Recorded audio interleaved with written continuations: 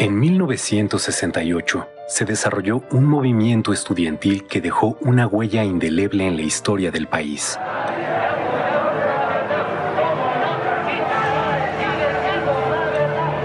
Lo que comenzó como una protesta juvenil contra los abusos de la policía capitalina se convirtió en la rebelión de una generación contra el autoritarismo del régimen. Decenas de miles de jóvenes estudiantes se manifestaron pacíficamente en defensa de las libertades civiles y la democracia.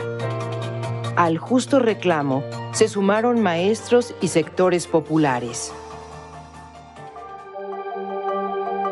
El gobierno de Gustavo Díaz Ordaz vio en el desafío estudiantil una conjura comunista y ordenó la represión que culminó con la matanza del 2 de octubre de 1968 en Tlatelolco.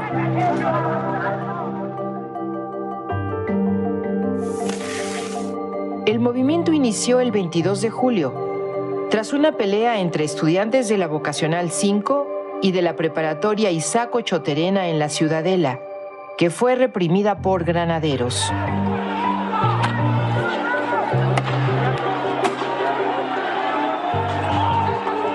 El 26 de julio, dos manifestaciones en el centro de la Ciudad de México, una de protesta contra la represión y otra conmemorando la Revolución Cubana, también fueron reprimidas por la policía. Ante la respuesta autoritaria, la protesta estudiantil se extendió. Escuelas de la UNAM y del Politécnico se declararon en paro. Después lo harían escuelas privadas y universidades de varios estados.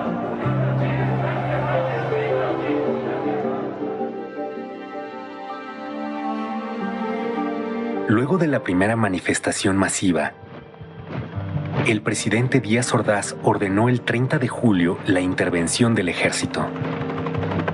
De un bazucazo, soldados destruyeron la puerta histórica de la Preparatoria 1 y tomaron violentamente el edificio, deteniendo a decenas de estudiantes y maestros.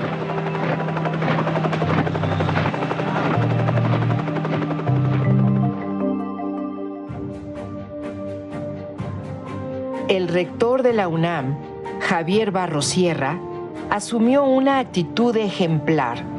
Defendió la autonomía universitaria, condenó la represión y promovió una solución dialogada al conflicto. El 1 de agosto encabezó una manifestación de duelo por los estudiantes caídos y contra la violación a la autonomía.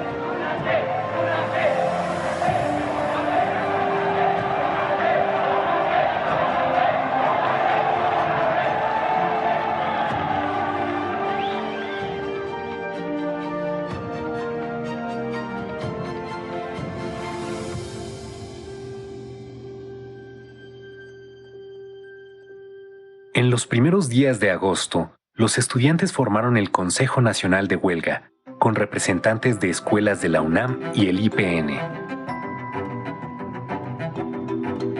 El CNH dio a conocer el pliego petitorio del movimiento.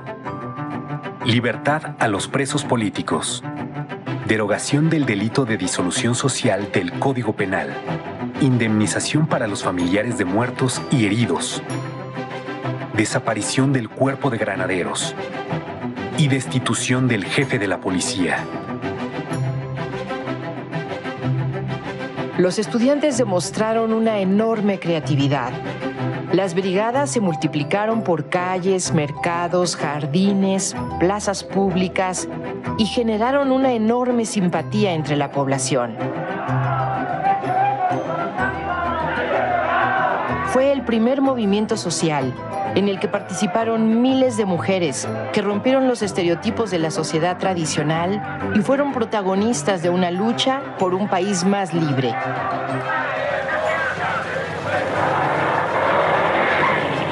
El movimiento creció. A la manifestación del 13 de agosto asistieron más de 150,000 personas. Los estudiantes demandaron diálogo público. El gobierno aceptó, pero nunca cumplió.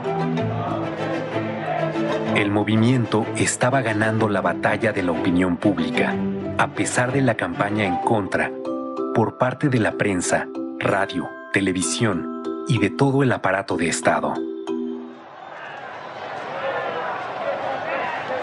El 27 de agosto, más de 500,000 personas marcharon al Zócalo.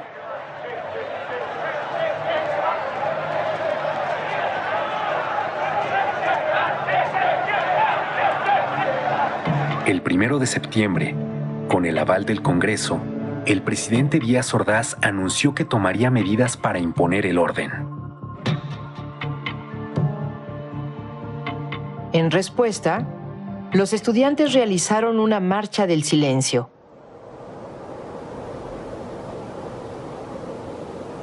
El 13 de septiembre, más de 250,000 personas marcharon bajo un silencio imponente. Ejemplar.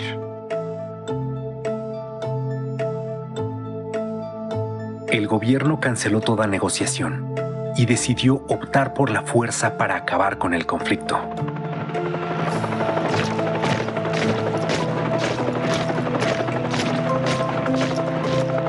El 18 de septiembre, el ejército ocupó la ciudad universitaria.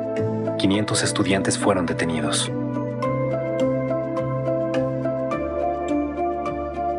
El 23 de septiembre se tomó violentamente el casco de Santo Tomás y la vocacional 7 de Tlatelolco, venciendo la tenaz resistencia estudiantil.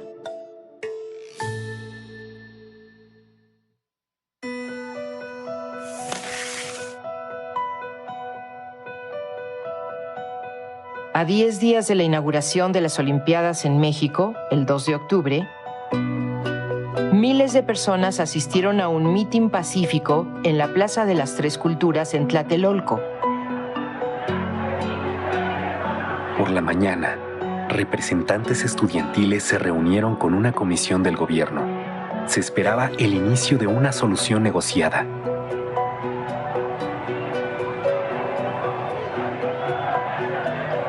Pero Díaz Ordaz ya había decidido acabar con el movimiento y dio la orden al Estado Mayor Presidencial, a un cuerpo de élite militar, el Batallón Olimpia, a unidades del ejército, a la policía, de reprimir a los manifestantes.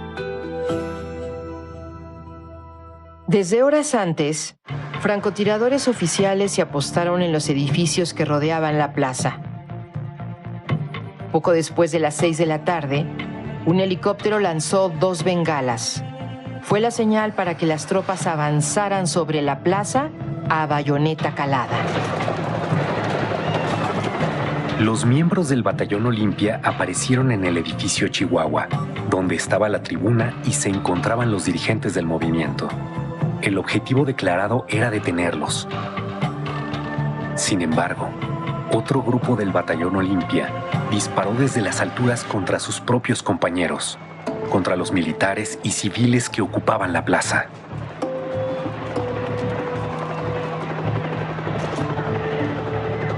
En el fuego cruzado, comenzaron a caer los manifestantes muertos o heridos, y la multitud corrió para escapar de la trampa.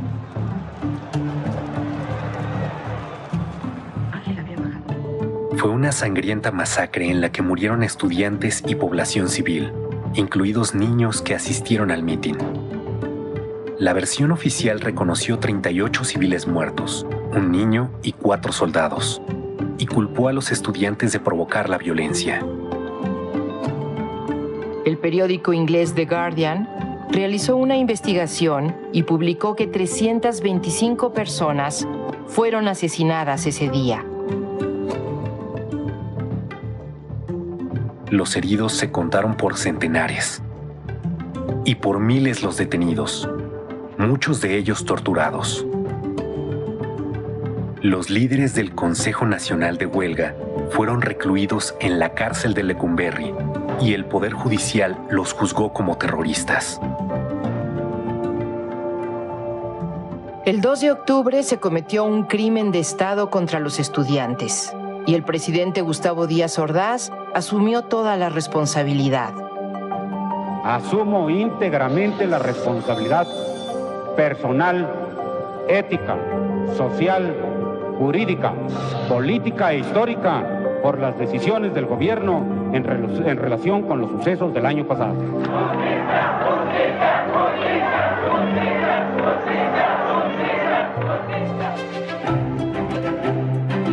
1968 fue un parteaguas en la historia de México y punto de partida de nuevos movimientos sindicales, magisteriales, campesinos, urbanos, por los derechos humanos y la democracia. El movimiento de 1968 es un triunfo de la memoria colectiva contra el intento institucional de imponer el miedo, el silencio y el olvido. Venció la esperanza, el ideal de un futuro democrático, de libertad. Por todo ello, el movimiento estudiantil de 1968 y el 2 de octubre no se olvidan.